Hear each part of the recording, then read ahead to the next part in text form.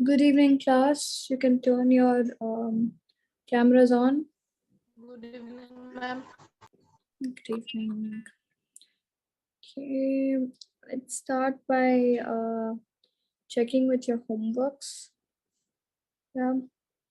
Okay, starting with Varshit's homework. How is food diagnosed in the diagnosed? Is that what you wrote? Diagnosed. Why did you write diagnosed? Is that the question I gave you? What is the correct? Ma'am, but when I note down the questions in the notes, I was not able to understand that, so I just checked from the WhatsApp. It was diagnosed. In WhatsApp, I sent diagnosed. Yes, ma'am. Let me just check 1 minute. Oh shit, my bad. I'm so sorry. Okay. It's actually digested. Okay. It must have got auto corrected. Okay, just change that from your notebook. You can just cut it and then change it. Okay. All right. So the answer is the surface of an item are detected by receptors on the surface of the amoeba. The amoeba then decides using chemical pathways to do something. Okay, but you didn't mention anything about the pseudopodia. So just write in the side pseudopodia. You have to mention its function also. Okay, it's important. And the next answer you've written is write about digestion in ruminants. Ruminants quickly swallow the food and store it in the rumen. Once the rumen is filled. Okay, so cut that and write rumen. Once the rumen is filled, food is passed into the second chamber, reticulum. In the reticulum, digestive juices, partially spelling it's wrong. It's PARTIALLY. So remove the A next, the second A. PARA you've written. It's PAR. Okay. PARTIALLY. So remove that. Partially digest the food. Partially digested food is called the cud.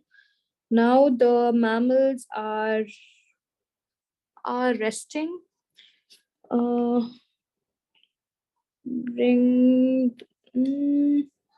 the mammals are resting. Bring the cud to the. Can you read that line for me, or should I'm not able to understand? Ma'am, bring the cud back into the mouth for rechewing. After cud is chewn, food is passed through the Omasum and the obamasum. Okay, all right. Very good. Last question. Write about the ingestion and egestion. Ingestion, it is the process that takes place while the food is in the mouth, also known as the buccal cavity, such as chewing and grinding, and swallowing of the food, which sends it onward down the digestive tract. Egestion, it is the process of removing the undigested food material from the body through the anus. Okay. All right. Very good, Varshit. Okay. Going to Anubhav's homework. You send me a homework, right, Anubhav? Yes, ma'am. I have sent it you. Okay.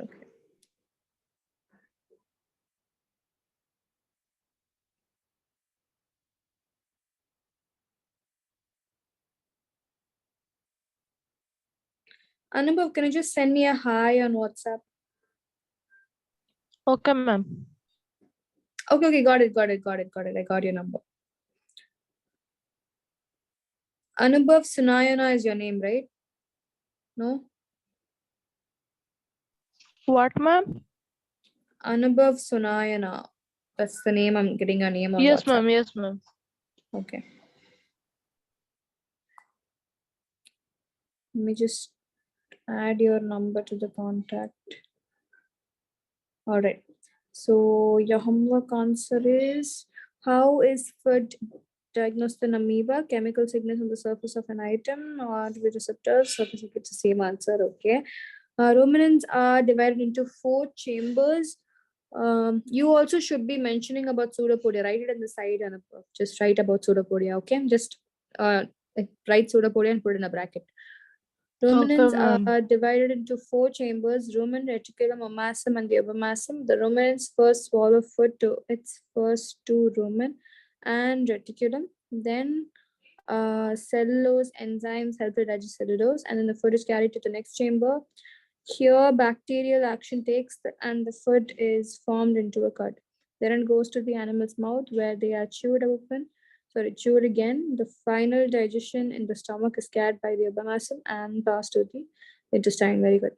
Write about ingestion and digestion. Ingestion, when the food is in the mouth and masticated and swallowed for further processing, it is called ingestion. It takes place when absorbing the substances by the cell membranes in the unicellular organism. Egestion, it is the act of excreting unusable or undigested material from a cell, as in the case of single cell organisms, or from the digestive tract of the multicellular organisms. Okay, very good. Okay, very good, both of y'all. I don't think Kritvik was not there, no? I don't know why he didn't come. Okay, let's continue with the lesson. I'll just share my screen.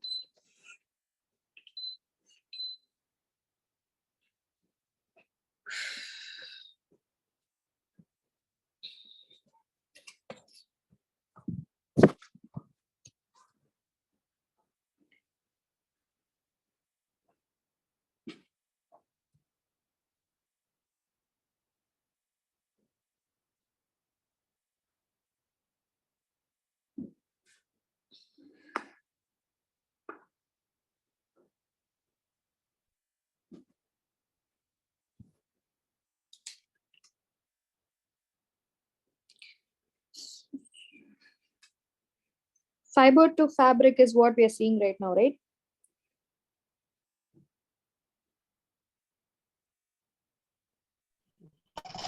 Yes, ma'am. So in last class, we saw finally about the 2 natural fiber that we get from the plants. I am from a starter. All right. So yeah. So we saw about jute and cotton. Okay. Now let's just like revise a little about jute.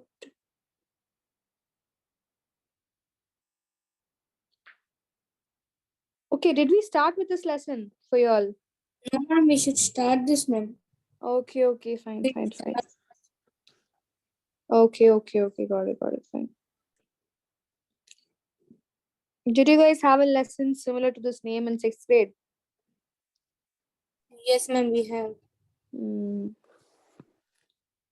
Okay, can you tell me what did you learn in 6th grade? What is fiber? What is fabric? What did you learn?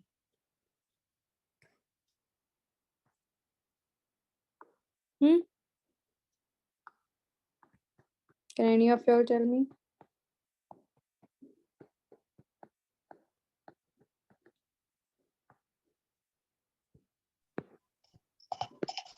Ma'am, but I did not have read about the fiber to fabric in 6th grade. Okay, so only Varshit you have learned. Yes, ma'am, I have learned it. Can you tell me what did you learn? Ma'am, I learned about ma'am, animal fibers, natural fibers, man-made fibers, and how our cotton and jute means quick Okay, and all etc. right. ma'am. Okay, all right. So let's just go through the basics, okay? So whatever we're getting from the plant. Now, we have 2 categories of plants or fibers, basically 2 categories of cloth that we get. Okay, so we need cloths for every day, right? From blankets to our dresses to what else, for towels and everything. Okay, so we have different things that we use for cloth in our everyday life. So we are classifying the plants and the ones that we get from animals. Okay, so the ones that we get from plants and animals are known as natural fibers. Okay, you also have the silkworm. You know the silkworm, right? From silkworm only you get the silk. Okay, whereas the fibers that you get from the human beings, the ones that we make, what we do, we put in we have so many bacteria that have we can create now. We can like what else do? We add synthetic to it, we add coloring to it, chemicals to it. It's not naturally obtained. Okay, so basically the ones that is not obtained naturally or it is man-made are known as synthetic fibers.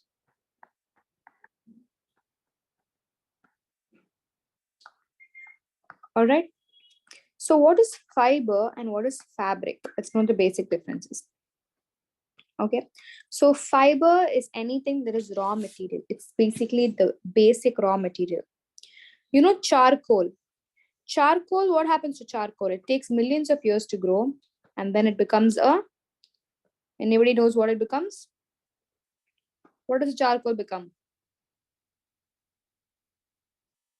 It becomes a, nobody knows what it becomes. What does charcoal become after it takes millions of years?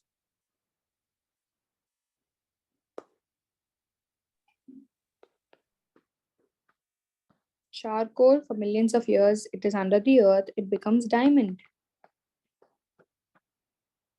All right. So the basic raw material for creating diamond is charcoal. Without charcoal, there can be no diamond. All right. So now in our body, we have flesh, we have skin, we have organs, we have a esophagus, a passage for food, passage for water, passage for air and everything. But is our body a human body without a living cell?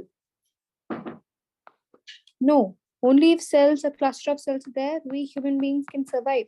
So this cell is the raw material again. So for basic things, we need certain things in order to get its outcome. Without this, you cannot have this. All right. Like that, the basic material for your cloth to be made or your towel to be made or your blankets of any cloth that is to be made, you need what is called as the fiber. So fiber is nothing but a very basic raw material. Okay. So first, let's discuss about how. So we're gonna see since Anubhav hasn't like studied it in his before class, we're just gonna like simply brush up how you know silk is created first. Okay. Now let's look at animal fiber first. So in animal fiber, I'm just focusing on silk. So know this, silk is an animal fiber. It's not obtained from plants. Okay, clearly know that. So first what you have is you have a moth. Do you know what a moth is? Yes, ma'am. Okay. This moth, it lays hundreds of eggs. 500, 100, 200, 300. It lays lots of eggs. These eggs, what they do, they hatch and they become a larva. They're a baby caterpillar kind of thing. They're a larva. Or you can call it a silkworm. This silkworm is given or it's fed with hundreds and hundreds and thousands of leaves. And these leaves are not ordinary leaves. They are called as mulberry leaves. Okay, for getting like very rich silk, you need to feed the silkworms with mulberry leaves. This process of making silk is actually a very, very sad story, okay? So that's what you're going to see right now. So this larva is fed with hundreds, thousands of mulberry leaves. They just don't stop eating, okay, unless they become huge sized larva. They become almost the size of your hand palm, okay? That big they become. They just feed on thousands of leaves. And once they have eaten enough, what they do is they start secreting threads. Okay, like what do you say? A single, you know what is a wool, right? Mom must be having it in her stitching cupboard or something. A single thread, you know how thin it is, right? So what they do with this help of they secrete this thread and they sit inside this thread and they will weave the thread around them. Like this, they'll weave. This is called as a cocoon. And around maybe it'll take 2 weeks or something. This once this what happens inside the lava which is inside here, inside you can see the lava here, right? It's inside. So the lava that's inside, what happens? It starts developing or growing. And what it does,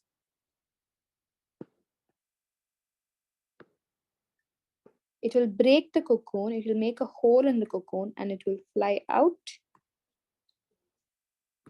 as a moth. Okay, now you might ask the process, where is the silk being made here? How is the silk being extracted? This is one part of the eggs. Okay, this is why do we need moths to grow is because we need them to lay eggs. If we just get the silk from them, then how will we have the whole mother moth or father moth to lay the eggs? So what happens now, for example, if there are 100, for example, there are 1,000 eggs, for example, so separated into 500 batch and this 500 batch. Okay, half of the eggs goes through this process. The other half of the egg, what happens? The same process it goes through, all the processes.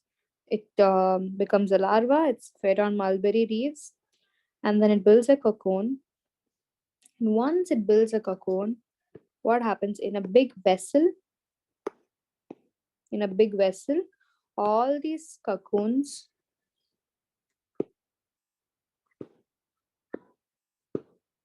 are collected in hand.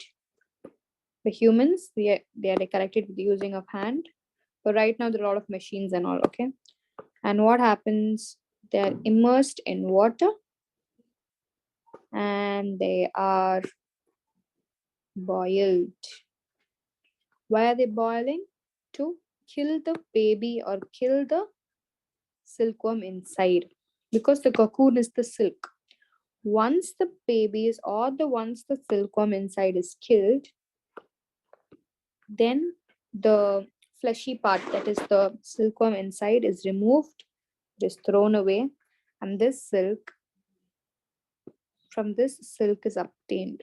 This is the raw material, or it's called as the fiber, silk fiber. Just to get 1 kilometer of silk, just to get 1 kilometer of silk, you need to kill around 5,000 or more number of silkworm. That is why in today, silk is very, very costly because you're killing thousands of silkworm. It's very difficult to obtain. All right. This silk fiber is then woven. It's made into, it's arranged, and your whatever color you need, whatever dress color you need, it is done, or it is what you say, you just spun, it is stitched, okay, into woolen balls, right? Thread balls, right? It's stitched into thread balls, or you must have seen this. You know what is a thread ball, right? You will have full threads. Yes. Yeah. Yes, ma'am. This is called as a yarn.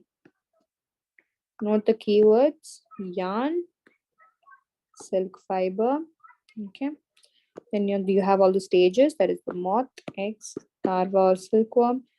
When they are fed with mulberry leaves,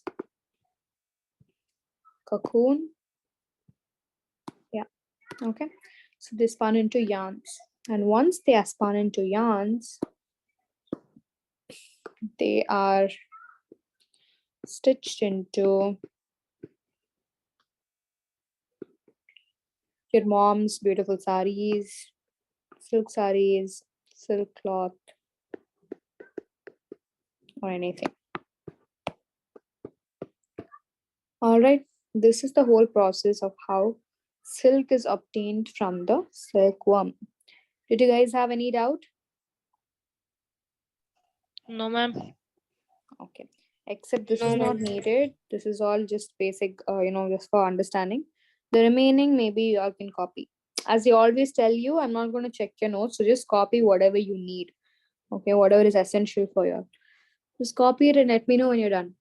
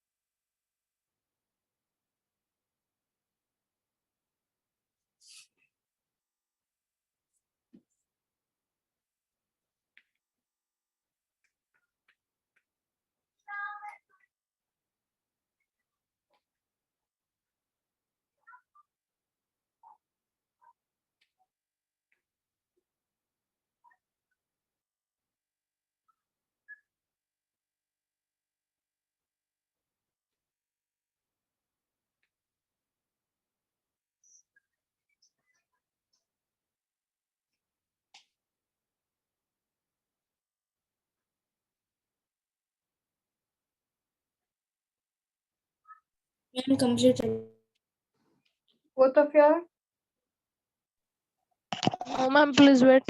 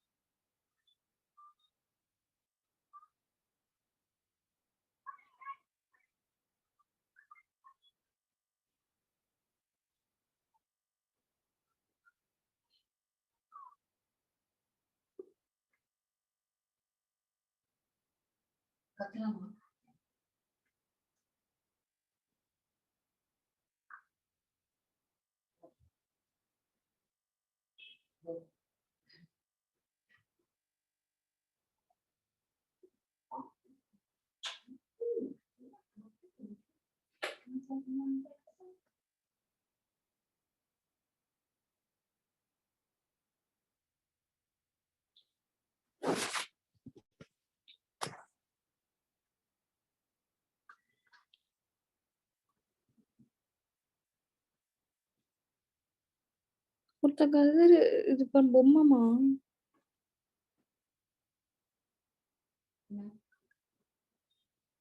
பார்க்கல பொம்மை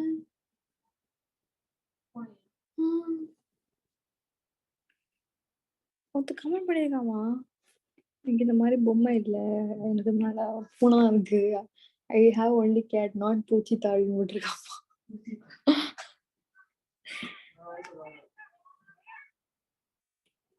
Tell me when you're done, da.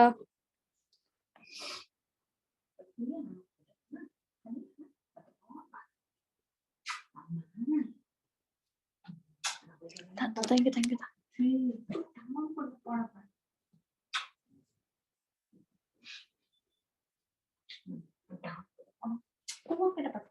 Red color red color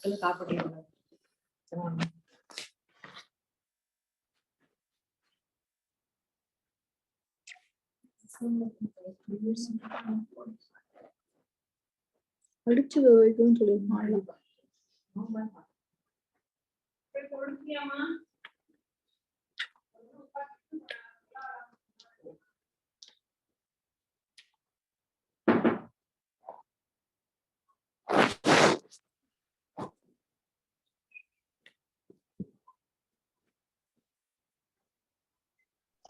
Ma'am, done. Okay. So I hope you'll understood. I hope there's no doubt so far. All right. So this is how silk is being extracted from the silkworm, or the silk moth. All right. So now we're going to see how the cotton is being extracted, which is more of a plant fiber. All right. So cotton. So this cotton, there'll be a farm. Okay. And these farms, they grow what we say, they grow something like, it grows something like this. Okay, this is how it looks like. It's all closed, it's all pointed and closed, and it looks something like this. There's a stem and there's like hundreds of this. Okay, and what they develop, you know, everything that a plant grows, most of the things, either they will turn into a flower or they will turn into a fruit. You know that, right? So here, this cotton, it grows and grows into a fruit. Okay, and that this thing, this part, it becomes a fruit, and this fruit is called as the cotton boll, boll. Okay, that is the name of this fruit. It's almost the size of a lemon. It looks like almost like a lemon. It's a green color thing. Okay, it looks like a lemon only. All right, so this cotton boll is then, what happens, this closed portion, no, you can see, no, it will burst open. And what, when it bursts open, the fluffy part comes out.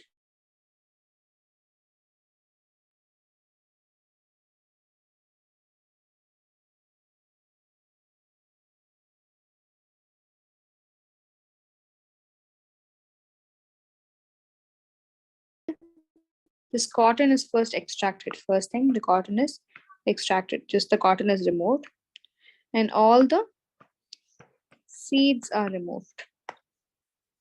And with the help of a hand, they are combed. Okay, you know, hair, you comb your hair. If your hair is like a bush or everything is knotted, you comb it to make it straight, right? Say like that. This hair, this is combed manually using your hand.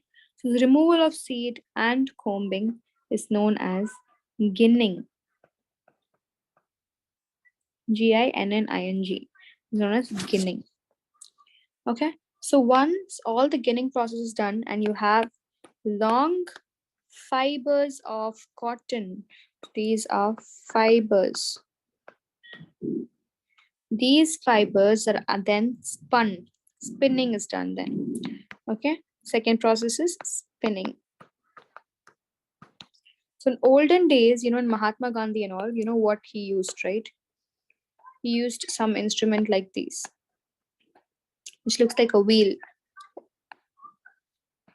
It's called as the charka.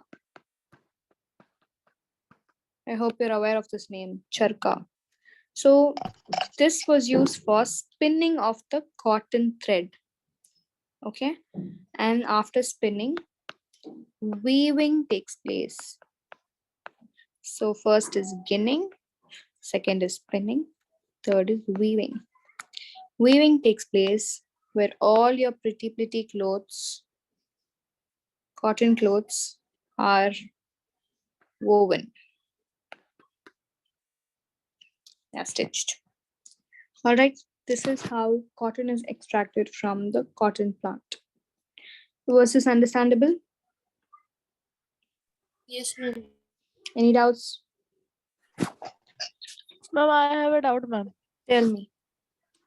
Ma'am, if we have to extract a large amount of cotton, so then we will only extract the cotton from the cotton ball from hand only. Yeah, you'll do it with hand only. See, Okay, the thing ma'am. is, do you know, have you gone to Kodaikanal or Ooty or anywhere? Yes, ma'am. Have you seen large tea plantations? Yes, ma'am. So there, do you have any robots or anybody to take the leaves from the tea leaves? No, ma'am. Only humans. Only humans do that, right? Because only humans Yes, can ma'am. do that. So there's nothing you can do. You have to, like, same like how you're picking up tea leaves, you have to manually pick up cotton bolls. All right. Okay, ma'am. Yes, ma'am. Okay. So this is how cotton is extracted. So another natural fiber that you're going to see now is jute. Jute is basically the hard mat that you have, or sack, hay sacks, or in rice sack, the hard material. When you buy rice from the shop, they give it to you in a sack, right? And which is very thick cloth material. Or even if you go and find, what I say, in certain places, they have shawls and all made up of jute, which is very thick. Okay. So these are very, what to say, they're not sensitive. They are not easy to tear. They are highly woven, thick materials of fibers. So this is also another plant fiber. We're going to see how it is obtained. So since here cotton is obtained from the fruit of the cotton, which is the cotton boll. Here jute is obtained from the stem of the the jute. Okay, so you have jute stems. Okay, so all these leaves are cut off. You have the stem, and these jute stems are immersed in water. Okay, all these stems are put in the water. Now just imagine you're just taking a fruit, an apple or orange or anything. You're just putting it in a bowl of water, leaving it on your table, and you're just letting it be there for months. What happens to the fruit after months of putting it in water? Will the fruit be nice to eat after that? No, ma'am. What will happen No, to the ma'am. fruit? Why will it not be nice? What will happen to the fruit? It will become. Guys, I want you to answer. What will happen to the fruit? No matter if it's right or wrong, just tell me whatever you feel. Anubhav, come on, tell me. Anubhav. Harshit.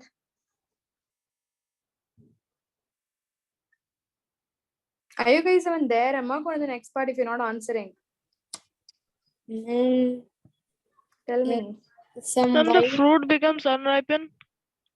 It becomes what? Ma'am, unripened. Unripen. Unripen is not the exact word, but okay, good try. Yeah, you tell me, Vashi. Ma'am, it will just become like some sponge, like very smooth. Exactly. So it becomes spongy, means it is spoiled, right? That Yes, is the ma'am. word I want. So yeah, fungus starts growing on it. It'll become rotten. Okay, rotten is the word, not unripened. It's rotten. Okay.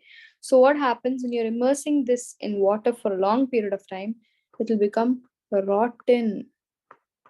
These rotten stems, from them the fibers are extracted, and that is only jute.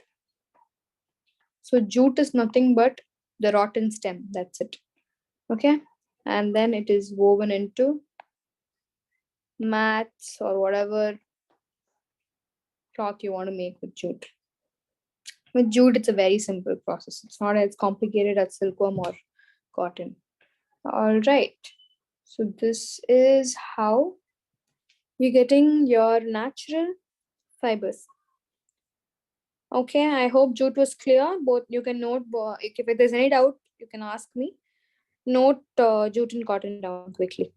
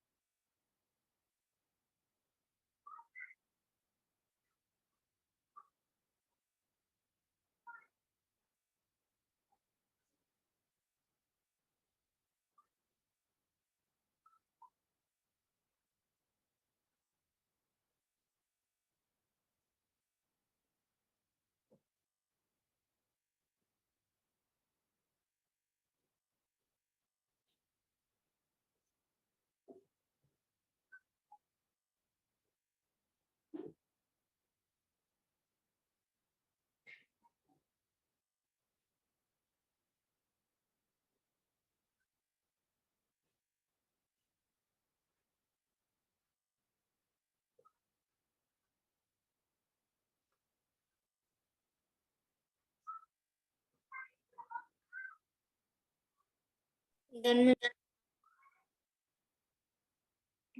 Tell me when both of y'all are done. Please wait, ma'am.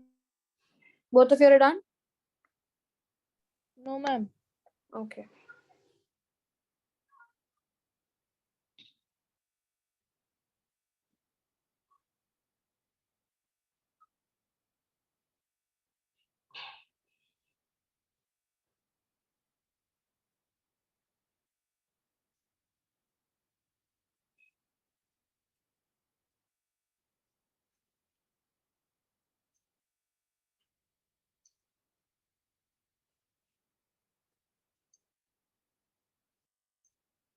Done, ma'am.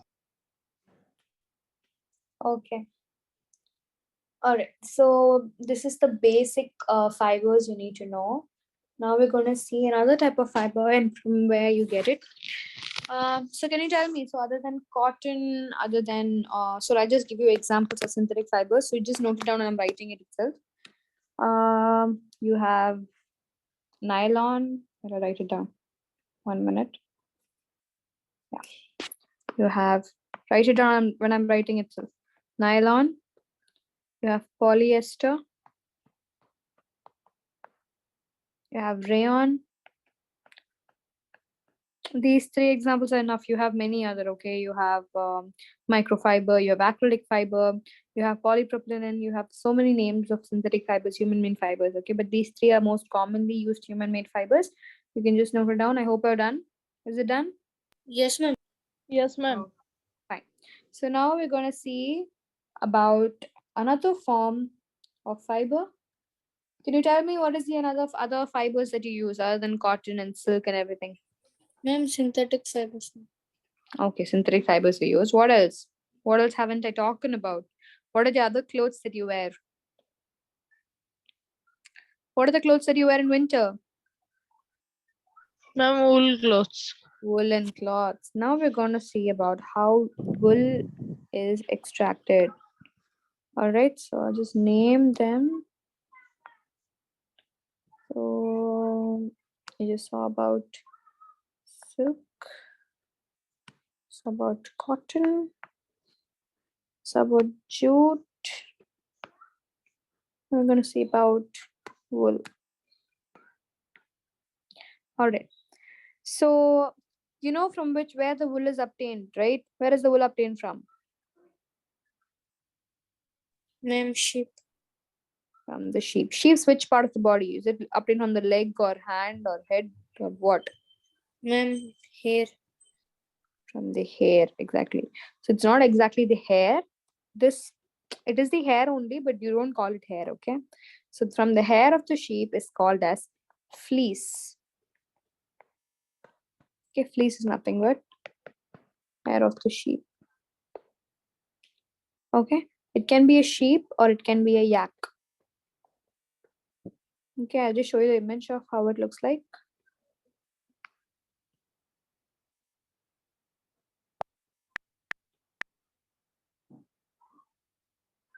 That is an image of a yak. It's more like a woolly cow. Okay, you must have seen these cute cows in movies and all, hairy cows. So this is a yak.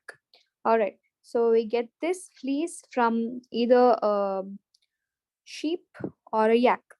Okay, and we know that the silk fibers they come from silk moth. And so wool and silk is the example you should write when I'm asking about animal fibers. And when I'm asking about plant fibers, you're supposed to write about cotton and jute. Okay. So wool comes from sheep, goat also. Some hairy goat is there. So from the goat, from the yak, and some other animals also. Few other animals also. Okay. So these wool or these wool yielding animals or the animals from which we get the wool, they're animals, they bear hair on their body. So any of y'all know why only these animals have thick hair in their body? Why doesn't any other animal have? Why doesn't a normal cat have? Or why doesn't a normal Indian cow have or monkey have? Why is it only these animals that has a lot of hair in their body? Anybody knows? Ma'am, because they grow in colder areas, ma'am. Okay, that's one of the reasons. Very good. Because they grow in cold areas. And okay, that is actually the only reason. It's one of the it is because they grow in cold areas. Okay, why? Because if they grow in cold areas, they should have a lot of hair. Why should they have a lot of Ma'am, hair? it keeps Ma'am, them warm. Exactly, it keeps them warm, right? So when it keeps them warm means why does a lot of hair keeps them warm? When you put a blanket, why is it keeping you warm? When you're wearing clothes, why is it keeping you warm?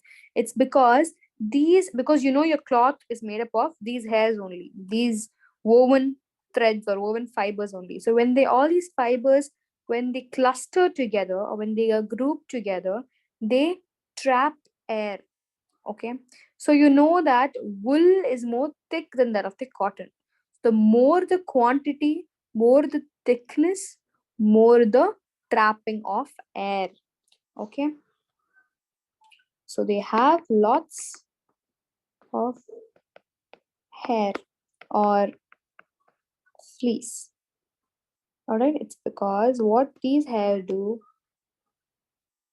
trap high amount of air. Okay, so you know that is air a good conditioner or a bad conductor of heat?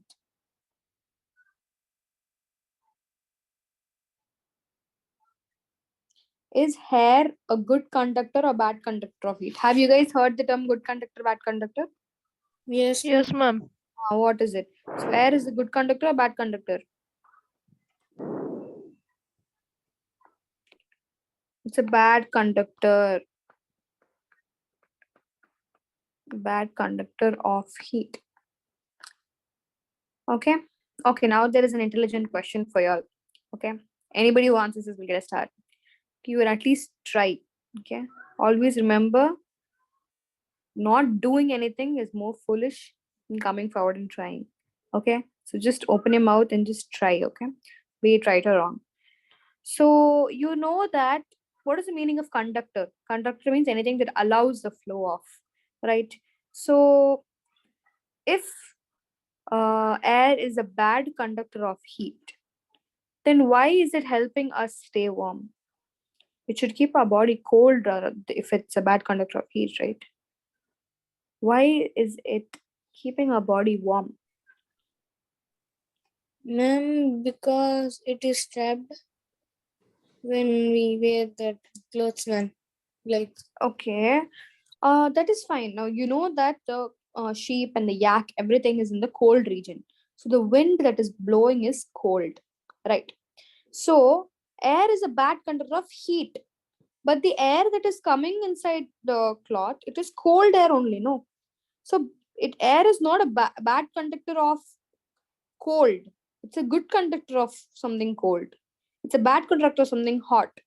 So why is it keeping us warm if it is a bad conductor of heat? Is my Ma'am, I repeat? ma'am, like when the sun's rays are coming to the air, UV rays, because of the Rays. Okay, that's brilliant actually, but that is not the answer. But wow, really appreciate it because even I didn't think of something like that. But that's not the reason. But very good, Anubhav. Keep it up. Another reason can you have think of? Anything else? Varshit, you want to try? no, ma'am, I'm not able to answer. Okay, all right. So what happens? Why it is a bad conductor of heat and it keeps us warm is any animal body, like be it normal animals that is roaming around or normal, and we are also animals, right? So any animal body, it has the power to emit heat. So normally if anybody touches our body is naturally warm. It's not cold, right? Why is it warm? Because in our body cells keep working, cells keep doing everything. Our heart is pumping blood, our lungs are getting the air, our food is traveling through our esophagus, my mouth is salivating when I'm talking to you, or my hand is moving, my eyes are moving, I'm thinking something. So it's continuously my body is doing something, it's not stopping even for a second. Even when you're sleeping, your heart is beating and you're breathing. So since the day you were born till now, your body hasn't stopped working, right? So what happens when you start a car and the car has run for so long? When you come and touch the front of the car, it is hot. Why? Because it has run, because the motor has run. So anything that works or anything that does like anything that requires energy or does any work or keeps running, it emits heat. So our body or any normal animal body, it emits heat. So when this, what happens now, and this is the blue part is the skin, for example, okay? This is the skin. And this is the wool. All right, this is the woolen cloth. Okay. Now all what happens is air is coming inside, and there's even what happens, this cold air, this cool air, when it goes inside this region, it becomes hot because our body is constantly emitting heat. Body is producing heat. So when heat is produced and this cold air, it becomes hot, the wool will start trapping the heat. It will become a bad conductor of heat. Bad conductor means will not allow the flow of heat outside. It will trap the heat and it will start making us feel warm. This is how wool works. This is how wool keeps our body hot, like warm. Okay, am I clear? Was it understandable? Yes, ma'am. yes, ma'am. Okay. So your homework question will be,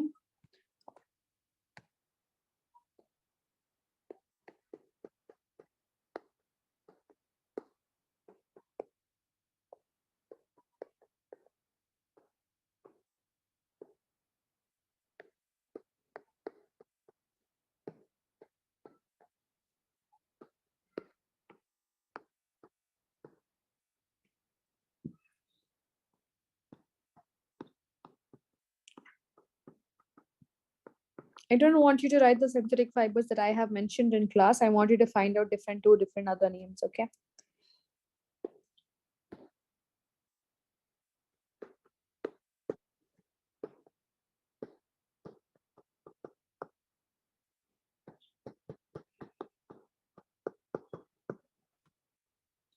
These three are your homework questions. You can just note it down.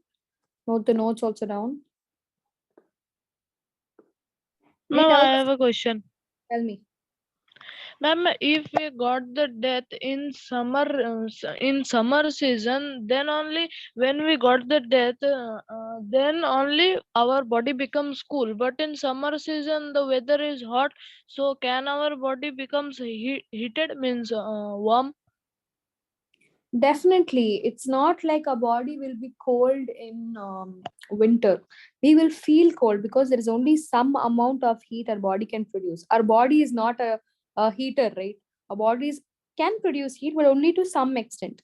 If you see any very thin person, if you put them in a room full of AC, and if you put a little fat person in a room full of AC, the fat person will not feel as much as cold as a thin person. Why? Because the fat person has a lot of fat in their body. What is fat and carbohydrates? They are energy producing nutrients. If energy is produced, heat is produced. So their body tends to produce a lot of heat. Okay. Whereas a thin person doesn't have much of heat being produced in their body. So when what happens every time, be it winter or be it summer or spring, there will be some amount of heat that is being produced in your body. But when the winter is, that is why you have degree Celsius, you know, right? Minus degree, -1, -2, or Yes, 23 ma'am. degrees. So yes, if it is 23 degrees or if it is 20 degrees, yeah, maybe your body can handle the cold. Maybe you won't feel that cold. This cold is enough to survive. It is sufficient enough. You can survive. But if it goes below to 12 or 11, your body's heat is not enough. In that case, you tend to use woolen clothes. Whereas in summer, your body is already hot. The sun is also hot. You won't be able to survive. You will be going in search for AC. You will be going in search for air, cold air. That is the time where all your electricity bills go up high. That is when you start putting AC the whole day in your house. In that time, what you use is cotton. Cotton cloths, they do not trap air. Okay, they are not like the hair that you get from the animals. They are plant fibers. Okay, they are like what, they are actually good conductors of heat. They allow all the heat of your body to go out. And if a wind is being blown, you feel that rush of air, you feel the cold air inside your body. But if you wear you wear woolen clothes in summertime and wind is blowing, means you won't feel the cold. You won't even feel the air coming inside your body. You will still feel hot because it is a bad conductor. All right. This is your Okay, ma'am. answer to your question. Is it clear? Yes, ma'am. Okay. So you can just note it down. Tell me when you're done.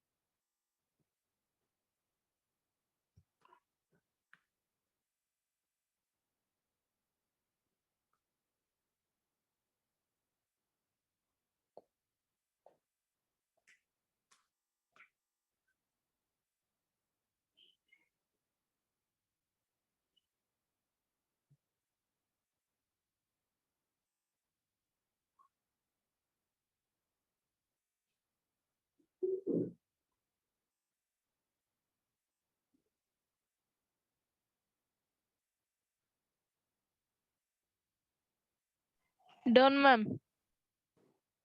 What about you, Arshit? 1 minute.